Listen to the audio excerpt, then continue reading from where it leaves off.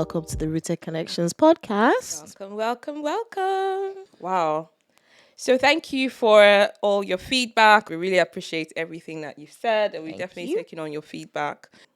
Indeed. So, what are we talking about today? Like we said in our introduction, one of the things that we have found quite fascinating, I think, with a lot of self-reflection is the impact in terms of how we were parented Yeah.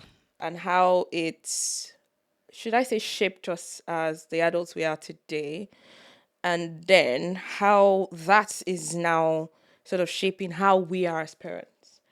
Indeed, it has a very big impact on our worldview. And I think the difference now is we're parenting in a different culture. It's not just time that has changed, but we're trying to raise children with an African culture in a non-African country or society. That's the word. Society. So I think this episode we just want to explore or ask the question: was our parenting harmful? And I don't know. I actually think there's a yes and no element to that question. But again, like we say, we want this to be interactive. So we want to hear your experiences as well, how you were parented, Indeed. and the impact it had on you, and actually how that impact is impacting on you on you as a parent, if that makes sense. Indeed. For me, I wouldn't say I had harmful parenting. I think the dynamics in my setting is very different. I think because my two siblings are significantly older than me. You ain't thought about. Whatever. Yes. Just wanted to put it there out was there. some But people had oopsie, but yes. Yeah, because my older sister is 10 years older than me and my brother is 14 years older than me. So I have a very different dynamic. So my mom was in her 40s when she had me. So which for the time was very unusual. And so it's like she had done the parenting Yeah. already and was over that, and then there's this child that has just come up. So I didn't really get a lot of the hardness or I didn't see a lot of the stories my brother and my elder sister were telling me about my dad particularly. I didn't see it. But would you say you were partly parented by your siblings as well? Yeah, I always say when I was growing up I have two sets of parents. So it's like when you get into trouble, my mom and dad will grill you first. Then my brother and my sister will now call me again. You now rehearse. So I had two sets of parents, so to speak. But again, should my brother and my sister have had that responsibility? I think the answer is no. Yeah, no, because I can totally relate to from their point of view, because that's how I was with my siblings. So I am the first of three, and with I don't know to say whether it's a curse or a blessing, but I'm the only girl. And so naturally, the way that I was parented was very different to the way my brothers were parented. Indeed. And I think that now, to some degree, being a parent myself, I can actually say that I am grateful for some of the life lessons I learned through that process. But I don't think that I want to put that burden on my own children, because back then it was a huge responsibility that, although I did it because it wasn't an option, it wasn't like I was asked, it was just a responsibility that, it is what it is. But in hindsight, it made me grow up quicker than I needed to. Yeah, I see what you mean. Because in Nigeria, at least when we were young, some of the things you see a 10-year-old doing, you're cooking, cleaning, looking after babies at 10. And I look at my daughter who is nearly 10. There is no chance she can look after a baby. She barely looks after herself. There is absolutely no chance I can put a newborn in her hands and expect her to look after that child. So do you think that there's an element that we're getting soft? On a level, I think so. Okay. Honestly, on a level, I think so. Because I think I remember having this conversation with someone where I was saying, yes, we say that these children now can't do certain things, but is it because we've never given them the opportunity to do it? Yeah. What part of it is down to us as the parents, and what part of it is down to them being children? Yeah. So I think there is a responsibility on our part that we have gone soft, Soft. so to Yeah. speak. So, in kind of putting that into perspective, um, the age gap between myself and my siblings, I think between myself and my immediate brother, who's late now, was 4 years, and then the last of the three, 9. So my mom at the time during the summer holidays, because in terms of trying to paint a picture, we lived in a very, very close knit community. It was literally, we're all parenting ourselves, if that makes sense. So As in the children were the parenting each other. children in the community, and I said community because we lived in an estate, a closed estate, and a lot of the we lived in a close particularly, and a lot of the children, same age group, parents would go out in the morning, leave us all at home. We kind of just had a time where everyone just comes out and everyone plays, we're just Yeah. like children, but we didn't have any adult supervision. So our parents would leave us with everything that we needed, food, whatever. And I remember I was about 9 or 10, and my mom would leave my brother, who was still quite a baby, was still in nappy at the time. And I used to I was pretty much his mom. So in terms of, she'll give him a bath in the morning before she goes to work, and I will be the one to be responsible, making sure he had his bottles.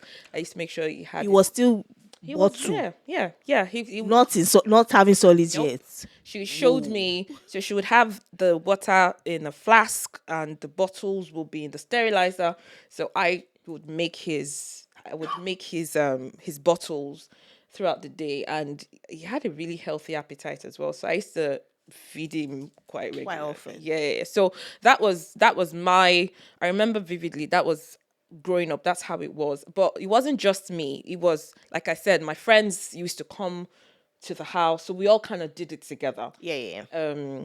And that's just how we grew up. Now I have a 10 and a 13-year-old, and even my 13-year-old, it's just now that I'm giving her some of those responsibilities, like living at home maybe for a couple of hours in a day, which took me a long time to do, because I was like, oh no, I just I and even leaving, I can't now leave my both my kids at home together, because I feel like I'm making my older daughter responsible for my younger one, and I don't like the idea of that, even though they're both self-sufficient.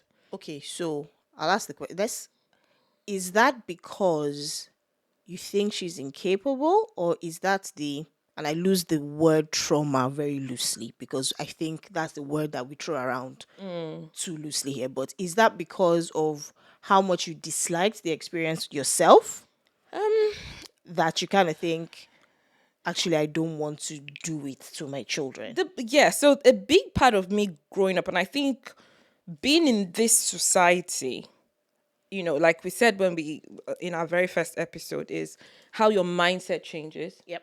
and how your worldview changes as well. Because I think that if we were in Nigeria, probably I might have extra hands on board to help, Oh yeah, for sure. but I think there would still be some level of me making my older daughter be more responsible for certain things than I'm allowing her to do now, because I feel like the way that the responsibility I had as a child, yes, you're right, is probably that I don't want her to go through that, Of having the weight of the having that responsibility. responsibility to deal with, because I don't think it's fair.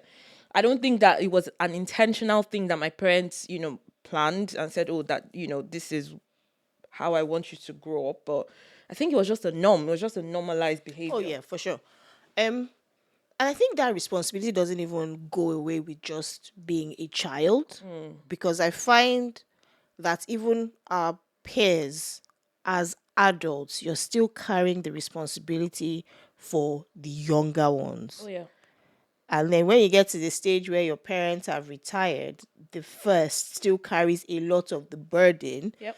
Well, I don't say, well, I say burden as if it's not something you want to do. Of course, you want to look after your parents. You carry that responsibility throughout life, which when you come to this society is so different. Like, I remember the first time when you hear that people put their parents in homes. I think when we first came, it's like, what? How dare you put your Another parents? culture shock. It was like, how dare you put your parents in a home? It means you don't love your parents. But having lived here for 20 plus years, I Yeah. can see why. Because sometimes the weight and the work that is required to look after that parent adequately, you can't do it as well as look after your own children. Yeah. And then you also need to understand the dynamics of the societal differences. So I think back in Nigeria, there was a lot of support. So you get a lot of Yeah. support. So having parents living at home doesn't necessarily mean that you're doing all the work. True. You could obviously have them live with you, but you would have labor is cheap, so you can always get a nurse or get a lot of nannies or whatever. Professional care, actually. Yeah, you're Professional right. To care get an actual and nurse. a care package for them that is not breaking the bank, but you couldn't have that here. No. So you can I can always now in hindsight understand why Some that would people do be it, people yeah. make those decisions to do that, because there's no leverage, there's you have to carry on being an adult. Precisely. You have to work. You can't give up work. I mean, we even hear stories of people that actually do give up work, but the sacrifices they have to make to be able to care for their elderly Parents. parents. Yeah. Yeah, this country's hard. That's the sorry. This country's Yeah, hard. yeah, 100. So I think back to the impact of how I was parented, and again being a girl child, there was that clear difference in how I grew up and the way that my brothers were parented. Oh, for sure. So aside from even looking after my brothers, I also was the one that had to. I mean, I remember it got to a point where I became quite resistant to being in the kitchen with my mom. I think getting when I became older, I just felt why do I need to do this? Why can't they be in the kitchen? As well, And I right? remember my mom would say things like, you are a girl. You have to learn to cook. You have to learn to do this. You have to learn to do that. But why? I think it got to a point where I became very quite resistant to that, because I just began to really feel that difference in how my mom would parent me and how she would Was parent my parenting your brothers. brothers. Yeah, in contrast, I didn't really get a lot of that because I think because my mom having me quite for that time in having a child in your 40s was really late. And of course, she had more help, more hands to help.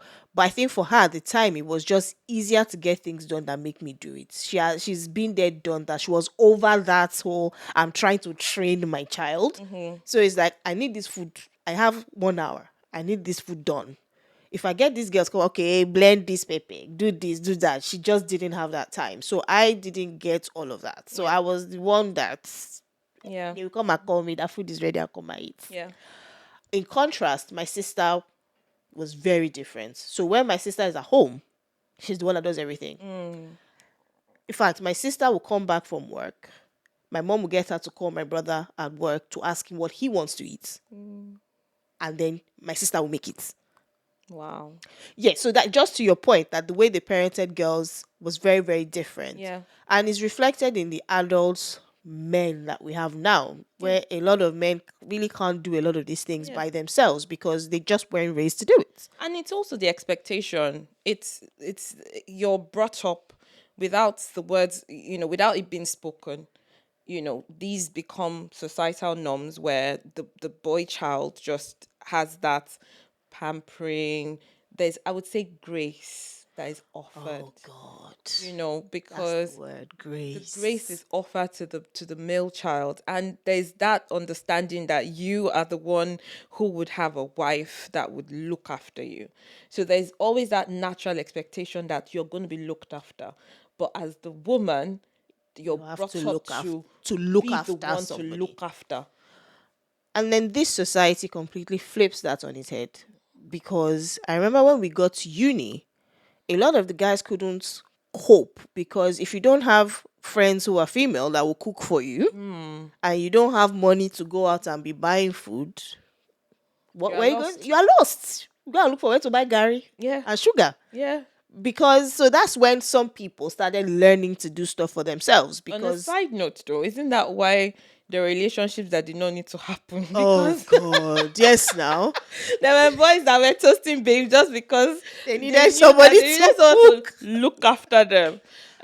But yeah, it's so true that that's ideology of how the woman or the girl child now obviously becoming a woman, and how the boy child now becoming a male, how it even affects you when you become an Adult. adult.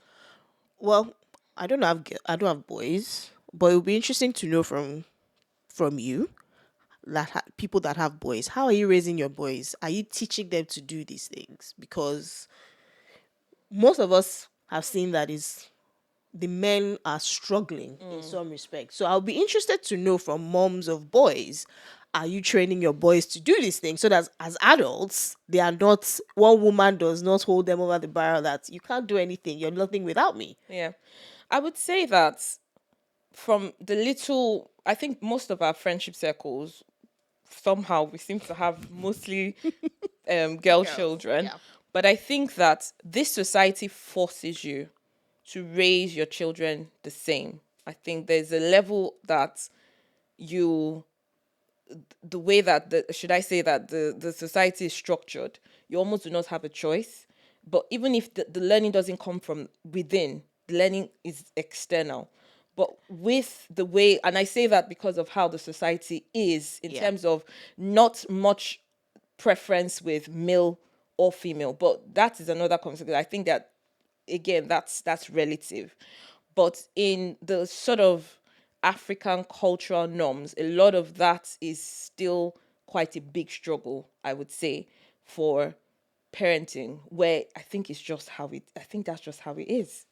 I think it takes a lot of self-reflection and determination Yeah. to to to To raise your change that, to right? And change. intentionality. Because in fact I've heard people where even the woman is trying to train the boy but the husband is resistant. It's like you're trying to make my son soft by making him cook. Yeah. But no, your son is not being soft. Your son is being a well-grounded or well-rounded human Yeah. being. Yeah. But it's like some men are resistant to no. Why is my son in the kitchen? Why is my son cleaning? Why is my son doing that?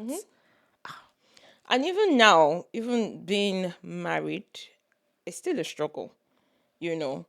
Not that I'm calling out my husband. I think no, it's true. And I think it's taking a very long time for us to come to a compromise about, you know what, this needs to change. And at first, I used to feel like superwoman, you know. I still do because that's just it's a natural instinct for me where I just do without necessarily asking for help. And of course, if you're not asking for help, that means you don't need help. Yeah. But again, because of not his fault, but my husband is the last born as well, so you can imagine having older siblings and Yeah. You've never really had everyone to do literally these tending to your things. needs. So it's taking a lot of learning for him to also come to the understanding that I need help, I need support. But it's still a journey. But it's just Yeah, it's journey on both sides, as you say, because even we as women need to also learn to let go of certain things and not feel like you're failing because you're not doing it. Because I think that's sometimes where the burden is because you feel like I'm supposed to be able to do all these things. So you're trying to do all these things. And when you start to struggle, you see it as you being weak yeah, or you not being this, as you use the term, superwoman that yeah, you're supposed to be. Well, no, you're just a human being. yeah. Your husband or your is your partner through life, so he should be able to do certain things with you, but we have to also see it as we are not failing. Yeah. Or don't you even get this narrative of men who actually are quite domesticated, as they say, you see, you are so lucky. Oh. Oh You gosh. have a good Oh man. gosh. Your husband cleans, he cooks, Don't get me started. Oh, he's helping He's very you. helpful. But it's your house. Like you said, but he's your partner. Yeah, So, it really needs to be. I think these are the things that we need to pass on to our children, indeed. because I'm not gonna lie, it's still a struggle for me, but I'm hoping that I'm changing that for my children, where when they eventually go on to become adults and have partners and get into, become married and whatnot, that would be a different ball A game for different them. perspective, Yeah. 100%. Remember the day you called me and you asked, "What are you doing?" I was like, "I'm building a wardrobe." Yeah. And you're like, "Why are you building the wardrobe? Where is that? What's he doing?" I'm like, "Oh, he's downstairs baking with girls." You're like, I was "What?" shocked. I was shocked. And what? How is and it's not to say that that's how it is every day in my house, but I think go to your point for our children, we are trying to show them that narrative that there is nothing that is specific to a Yep. man Yep. and nothing is specific to a woman. It just so happens that he doesn't like DIY, Yeah. and I needed that wardrobe done, and I'm better at it. I think. You Yeah. are, to be honest. Yeah, Yeah, you are. so I You did are. it myself, and the girls wanted to bake. So it's kind of, are you going to wait for mommy to do Yep. it? No. So they did it together, and the cake was actually they made a pie. Yeah, I remember it was something. Was it? Cherry pie. It was quite nice, actually. I have to say. Oh, well done, Nana. I have to Good say it job. was nice. I've never made a pie before, and they made a pie. It was actually nice. So yeah. And I think to the point about the harm. So I will come from two perspectives, because okay, so in terms of the harm, I think one of the things I definitely found growing up and more in my adulthood is the relationship I had with my mom. It's something I'm working on now, but my mom, the dynamic in terms of the relationship growing up with my mom was very much, these are the standards of a girl child, and you have to meet those standards. So we didn't really have time to build that relationship. Like, I couldn't talk to my mom about a lot of things because of Oh, how my mom brought me up, and the sort of idea behind the expectation of a girl child. I think that took away the focus of her building a relationship with me. So yes, she was my mom, and I have always and always will see her as my mom.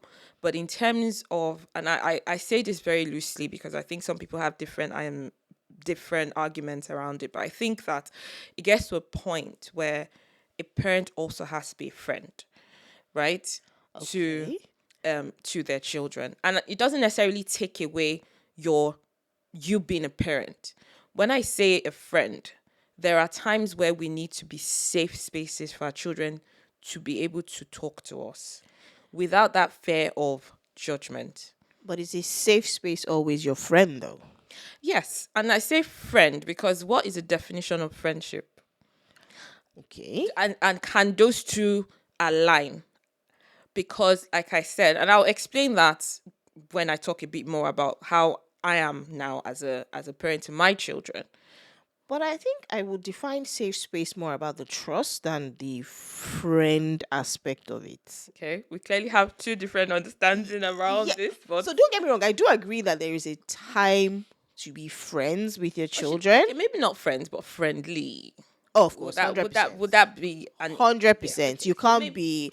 What we had was just the discipline and the character yes, building, yes, but even the trust, which I think you're trying to get at, in that we didn't have. Yeah, I trust my parents is not going to do anything bad to me, but I don't trust that I can go to my parents with certain things and yep, they will take me okay just as you are. Probably they will, but we did not have enough of a relationship.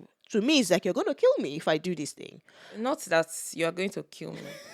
Yes, I would have been dead. There are still some things I will go to my grave with that my parents will never know. But that's, but yeah, I mean, I think the point I'm trying to make is, as you know, it was non-existent. I didn't have a relationship with my mom in that regard, and I wish I did, because there were certain things that I probably would have navigated differently that if I knew that she was open. But in now reflecting on it, I get it. I understand it because I think something else that's quite interesting now I look back on is my mom was also a young parent. You know, Yeah, I my mom think. was 19 when she had me. Ooh, So really? yeah, she was. So now that I think about it, I give her the grace because I understand why she was the way she was with me. Luckily, she married the man that that knew her. Knew her in the biblical Yeah, that knew sense. her. Yeah. But it could have ended quite differently. And to that point, if I think back to myself at 19, no chance I could have raised a child that will come out half as decent as you have come Oh, out. thank you, So, thank you, gracias. mommy, you did a good job. Yeah. So, now that I'm older and being a mom myself, I get it, I understand it. I was quite for a while, I think I was really angry with my mom because like I said, I saw how she parented my brothers, and a part of me really craved that because I just felt that there wasn't enough grace that was given to me. My mom had a very clear, should I say, prescription of how she wanted me to be, and anything that fell out of that prescription just wasn't working. And so, because of that, I couldn't talk to her about a lot of things. Could a bit of it be there's some things that happened with her that she didn't like, and she's in her own way trying to prevent you from being her, if that makes sense? Yeah, like I said, I think a lot of it was to do with the fact that she was a young mother. Hmm. And probably the fear that it ended well for her, but if it might have not ended well for me. So in her very, bless her, in the way that she knew how, she felt she was protecting me from the same outcome, if that makes sense. So I now I get it, but it's really weird even now still having certain conversations with her about certain things. I mean, yeah, my mom trying to talk to me about sex, Yeah, that doesn't. I don't think I've ever had a sex talk with my mom. No, honestly, I think I've told you this story before. How after my traditional wedding, so on the night of the traditional wedding, I had to go home to my husband's house. Mm-hmm. And then I came back home the next day because we had to still plan the white wedding, Are they which was checking how you were walking? just If your I came back and your then the steps were woman is looking different. at me in this strange way and she's touching me and she's like, "Are you tired?" And I'm like, "No." This Edo man, what have you done to my child? That's what she was thinking. That this my poor baby. Are you okay? Are you tired? I'm like, no. I didn't even understand the question she was Yeah. asking me. Honestly, it was like days later. I was like, oh, that's what she meant. Are you tired? A moment. I didn't get it. I know how people say, oh, the night before their wedding, their mom will come and sit them down and talk to them, that you're now getting married. Uh, This is how you do. I did not get guy, nothing. I did. Oh, you got that I talk? did. What was And that actually, I like? think you were, funny enough, I think you might have been there for the first one. Oh, It was my bridal oh, shower. that one. Oh, I was, I literally felt like the ground should just open and swallow me. My mom was talking about how you need to satisfy your husband sexually Mhm. and how that needs to be prioritized. You need to make sure that your husband is. And I'm thinking, What? why is this woman talking in front of In people front of now? people. And This she's is never had that conversation with you in private. no, we never talked about. That was the first time my mom ever spoke. I think any sexual nature. That's the first time. We did after, obviously. I think a couple of days to the actual wedding, where and I couldn't. It was really awkward. I just couldn't sit with her to have that discussion. But I think it's weird. And I think that also then plays to how, even as adults, we struggle to even have certain conversations Mm-hmm. because it's always been a taboo subject. You've never had that safe space to talk about it. So you can't just all of a sudden Yep. just be able to freely speak about certain things. And I think it affects marriages as well. Oh yeah. where, Yeah. and it's particularly us women Mm. who are unable because we've never had healthy conversations about it. And Yeah. you're told that, at least for us that grew up in church or as Christians, you're told that sex is bad, it's something you shouldn't do. And you don't have that relationship enough with adults who Yeah. tell you it's not that it is bad At the at time. this time, and talk to you with that freedom and treat you like somebody that has half a brain. Yep. They just tell you if you touch the man, you're going to get pregnant. My mom said that to me. Do you understand? Yeah. And then as soon as you realize that actually I can more than touch the man and I'll be all right. So to that story, story time. When I the day that I started, I actually started my period very early. Oh yeah, you said. I think I was 10, Sheesh. just nearly turning 11. It's a So I was really baby. young. I didn't. No one, honestly, I didn't know anything about periods. I didn't know. I mean, I had older cousins, and I remember they used to act weird, at certain times, but it just never occurred to me. Nobody ever actually sat me down to talk about it. And so I had a fever. I was really ill on the said day, and I remember going into the toilet and seeing blood, and I'm like, I remember I freaked out, and because it was a conversation I'd never had with anybody, I didn't know what it was. I was scared. I was bless you. scared, and so I remember I just laid on the couch in the living room with this fever, covered myself up. I didn't want to talk to anybody. I didn't know what this was. I think a part of me thought I was dying. You know, I thought I was dying. I'm like, oh my god, what is this? I was in primary six. What Primary is now? school. What is yes? I was in my last year of primary school. What is now deemed as year six, and actually year five, because we Oh yeah, we don't have nursery. so we didn't have Key stage 1. key stage one. So it was technically I was in primary five. So oh my god, year five, and I'm like, so I remember my mom came home. Anyway, cut long story short, eventually she figured it out because she picked me up when I was lying down and asked me to come and take medicine, and literally saw there it the- was. So anyway, I remember then she took me and she was like, now you are now a woman, and if a man should just touch you like this, you'll be pregnant. Ha! So can you imagine the first person that touched me? Because she said man, and the first person that touched me was my father.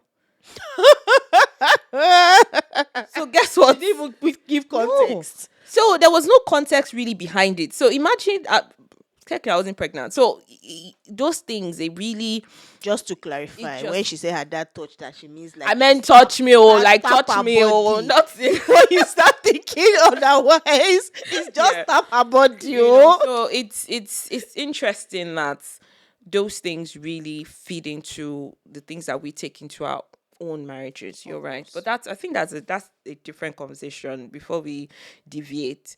But in terms of how now, as a mom, hence why I was talking about giving my mom grace. I think as a mother now, I get it, because I remember the first time my daughter said she had a crush. And that's the other thing with this society, is that children are allowed to express themselves. Oh, of course. And you can't stifle them. I think the problem, you learn very quickly. I think because some people still try to, Yeah. but you learn very quickly Yeah. that you're doing more harm than good Oh, yeah. if you don't give them the opportunity to speak. Yeah. So, how did you handle the crush situation? How old was she? I think she was 6. Ooh, I think she was in year 6. Yeah, 6. Yes, for year 2. Yeah, 6 Yeah. two. I Yeah. remember she came home, she was so excited, and I'm like, to me, what's the matter? She's like, Mommy, I have a crush. Oh wow, There's a boy in my class. I really like him. Oh, I was wow. like, really? wow, wow, we were. But it was, and it made me think back to growing up as a child. If I could have ever said that to my mom, and the response that she would have. Even to take your husband is you have to work up the courage. But interestingly, coming here, I became quite rebellious. So, but that's just for later. I became a very rebellious child. Yeah. Everything I wasn't allowed to do. And that's the other thing as well, is when you try to Hold the child Hold. too hard. Yeah. yeah, yeah. but we thank the Lord. So how did you handle the crush conversation It then? was, I mean, I made it as natural as possible. We talked about it. I said, "What do you understand? As why do you think you have a crush on him?" I said, "Oh, he's always smiling at me." And Yeah. I'm like, "Oh, really?" And she's like, "Yeah, he's really cute, and he thinks I'm cute." Ooh, And I'm like, "Okay," so but that cute. it and very quickly it was a passing thing. Yeah, yeah, I yeah. think maybe 2 weeks later we It talked was about it, and she was looking at me strange, like, "What?" the crush had died. Now imagine if you had flipped out. Mm, That would have then left an imprint that yeah, I can't talk to mommy about these yeah, things yeah. over something that didn't last two Oh weeks. yeah. Well, I'm lucky I've not had that. Well, Are you sure? well, the conversation we had was she's 9, and it was like, because she's more intelligent than at 6. So she Yeah. started off with, "How old were you when you had your first boyfriend?" I was like, the Nigerian in me came. I was like, "Well, I was an adult, a full adult." And she's like, "Okay." I'm like, "But why?" It's like, "Oh, one boy in her class asked her to be his girlfriend." I'm like, "Oh, really?" I had to swallow my shop. What did you say? So I told him I have to ask my mommy. I said, "Good girl." Oh. I want about you. What do you really want to say? What's the answer you want to give to this question? Say, I want to say yes. Say, why? What do you understand? To your point, what do you understand? Say, we just play together. We just hang out together. I'm like, but can you not do all these things With other people. as his friend? Do you have to be his girlfriend to hang out with him? But anyway, that conversation has not happened since then. So clearly, she has moved on from this Mm. conversation. But the point is, we need to create that room so that when it's actually important, Yeah. they can actually come and ask you these things. Yeah. It gets harder. It definitely gets harder because conversations I've had with her as a 6-year-old, now she's 13, is becoming more and more challenging. And, every day I ask for grace because it is hard. Um, we're having conversations about outfits. We're having conversations about, I mean, she's even already asked me if she can have a second person. And I'm like, why? You know? But I try to have healthy discussions with her, but I have to say that it's becoming more and more challenging because now we're going through that teenage phase. The And hormonal now I can stage. understand why our parents did not, should I say, in their minds, allow room for nonsense. I think they, yeah, because even now I find myself having a conversation and the back and forth, and you're thinking, this is a child. Why am I doing back and forth with you? Come on, will you keep quiet? Yeah. And I think that's for our parents. They didn't have time for this. Nope. They didn't have time for There was this. no So room. there's no room. I can see why they cut certain things. We are the adults because you can see the end of this conversation. You can definitely see that what this child is asking you for makes no sense Yeah. and it's not good for them in the long run. So they skip all those back and forth and go straight to the this is what you're supposed to do because this is what is good for you. Yeah. It's not a conversation, it's a non-negotiable. You're not doing it. In fact, I think the fear of God, if that's the right way to see it, there were even certain things that we would never in a million years think about asking or even trying to discuss No, no, because no. we knew what the end of the conversation will be. So what's the point, True. right? True. So going back to your point of like the period conversation. So have you had to have that conversation yourself now With my with your oh yeah, daughter? yeah. I mean, And I what did that look like? I had because another thing about raising your children in the UK and I think generally in the West is these conversations are had in school. And one of the things you don't want to do as a parent is for your child to be educated about certain things in school before you have those conversations with them. That's something that was really important to me. And knowing what the curriculum is, at what point, because I think with most schools, I hope they would tell you at the time they would have the discussions, because I think it has to be age appropriate. So obviously, over time, it graduates to the full blown Sex sex education. education. But I think from as early as age 5, 6, I started to talk to my children about keeping themselves safe and where they should never be touched by anybody, and how that's their private area, and even as giving them baths, and how they will be the one to wash certain areas for themselves, and and talk to them about why. And yeah, my daughter completely knew, I think by age 8, what periods were. And yeah, so we had those discussions. And why was it important to have, because you've touched on something which is quite interesting, in that you wanted to have the conversation before they taught it at school. So why was it, or why is it important to have the conversation first? I think it's the narrative. Okay, so controlling the framing the narrative Yeah, for your framing the child. narrative for the child, because you don't have any control with what is said to them in school, but you absolutely have control with how how those conversations are shaped in their minds, because you're their parent. And I think that for certain discussions, it should be you first, so that when they're now confronted with it, if they have questions, they can come to you. Because if they have questions and they're asking their own friends. Of course, which is what we ended up having to do. Certain conversations you couldn't go and ask your parents what you, and I think it was even worse for boys than girls actually. Because we did it, well, certainly for myself. At secondary school level, we didn't really talk too much about those things. It did not pass, you like the boy, you like the boy. That's really where it was. But boys, I think it was a hard man kind of thing that you feel like you needed to do more, Yeah. and they learn from one another. So yeah, completely understand you shaping the narrative. But sometimes these things catch you unawares. You don't really, it's when they come and ask you, what's the meaning of this word? And you're like, where did you hear that? I'm not gonna lie, they're saying things I can't think right now. Hopefully, as we go along, I might remember a couple of things. But I know that there have been things that I have been asked, and I've said, "Come back later. I can't. I'm busy." Because yes, like it just comes and from where to where? That this Are is you too asking me early. this? I suppose that goes then to your point of the friendship, right? Yes, and well, friend being friendly.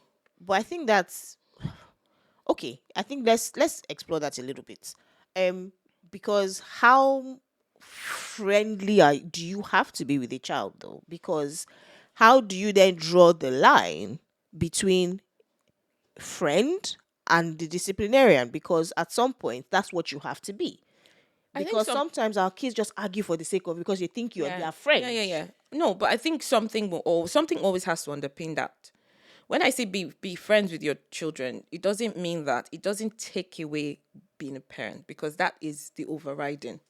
And sometimes for me, it is more around allowing them to have conversations with you. But in navigating the areas of parenting where there has to be boundaries, that being friendly does not come into it. I don't think that certain things that we should negotiate with our children, because eventually, and I always tell my kids, I said, you don't have to like me now. I know you don't like this, this decision or this conversation, how it's ended, but eventually, a time in your life will come. You will look back on it and say thank you.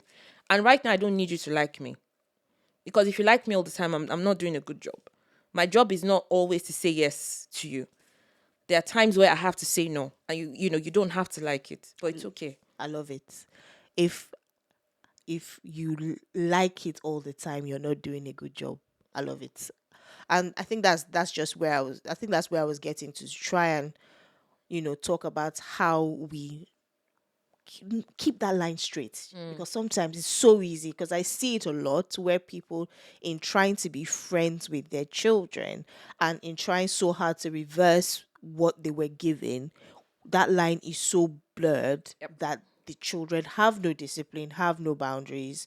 And I suppose it's worse where parents are almost competing for the child's affection, Mm-hmm. and that's when I say no, he says yes, and those lines are just blurred, and the children end up without discipline. Yep. There's that point actually where, and I don't know if your kids do this, but where I say no to something, and they go ask their father, Of course. and bless him, he does not know that I've said no. He says yes, and then he'll come to me. Daddy said yes. So did you tell daddy that? Of course So not. now we have clocked on because they actually play, they do Of it course more not. with me actually because they know their father is a no nonsense. So they don't Militant. try it. But with me, they tend to do that a lot of the time. So I think now we've clocked on. So it's always the question that will come: have you asked your mom first, or have you asked your dad first? And what did daddy say? What did mommy say? And so that's one of the ways that we're trying to manage that. And I think being on the same page as parents is not always possible. There are still times my husband and I, we still debate on certain things, but I think generally it's important that having similar values is really important in raising children. 100%. So I suppose one of the next few topics we will have to talk about is this area of discipline, which is what you touched on in terms of what are the what is the right level of discipline, and when we clash on the right level of discipline, how do we get around that? Yep. But again, that's for a different day. This has been a very interesting conversation, I think. Very. I've kind of learned a thing or two from, because your children are obviously older than mine. So I've learned a thing or two on how to, navigate those challenging conversations. I've not had the period conversation. I'll be coming to you for that one. You better have it. Or I'll send that to you. That might be the way to do it. But anyway, thank you for hanging out with us for this conversation. Hope it's been as eye-opening Insightful. for you as it has been for us. And what are your own experiences, and how did you navigate that? I think, like I said, we're really keen to hear from you guys. So please share some of your experiences so that we can, like I say, we're not mad. Yes, so I really want to know, did you have the talk? Because I didn't. Anyway, thank you so much for joining us today, and we hope to catch you on the next one.